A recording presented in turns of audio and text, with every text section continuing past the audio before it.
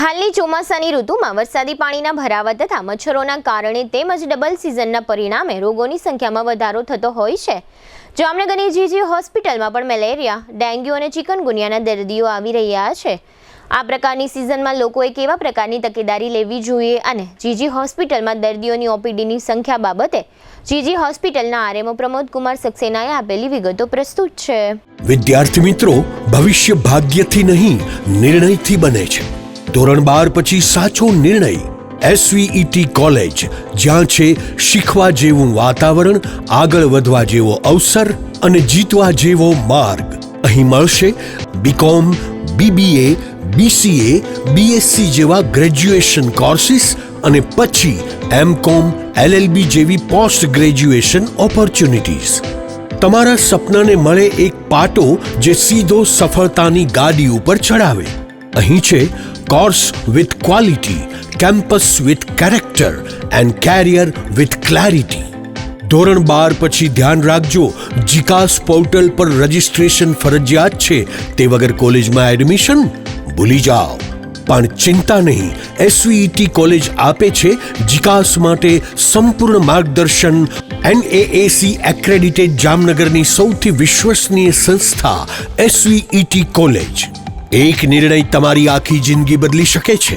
હવે સમય છે તમારી સફળતાનું બીજ વાવવાનો। SVET college, opposite Modi school, Saru section road, Jamnagar.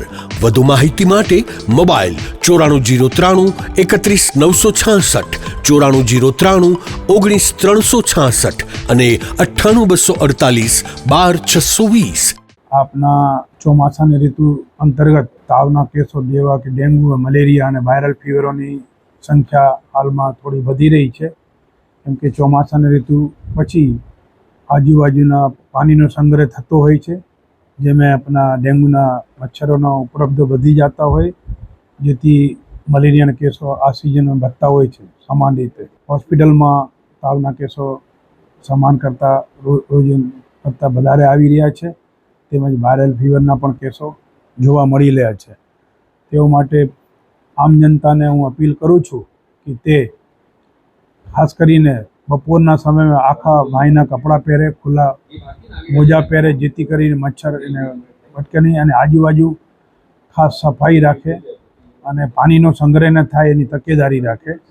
અને જે ખાડા ખબીચિયામાં જે પાણી ભરેલા હોય તેમાં દવાનો છંટકાવ કરે, અથવા કંઈ ન હોય તો બળેલો ડીઝલ ઓઇલ હોય એ નાખે, જેથી કરીને એને લાર્વા અહીંયા ઉત્પત્તિ ના થઈ શકે। અને અમારી હોસ્પિટલમાં છેલ્લા 4-5 દિવસથી રાઉન્ડ ધ ક્લોક આજુબાજુની સફાઈની ઝુંબેશ ઉપાડેલી છે, તેમજ જે લેબલિંગ કરેલી છે અને દવાનો છંટકાવ પણ ચાલુ છે। વિશેષ કરીને સ્કૂલમાં જતા વિદ્યાર્થીઓને ખાસ સૂચના છે કે જે ફૂલ બાયના પેન્ટ શર્ટ પહેરીને જાય, બૂટ અને મોજા પહેરીને, જેથી કરીને મચ્છર એને કરડે નહીં।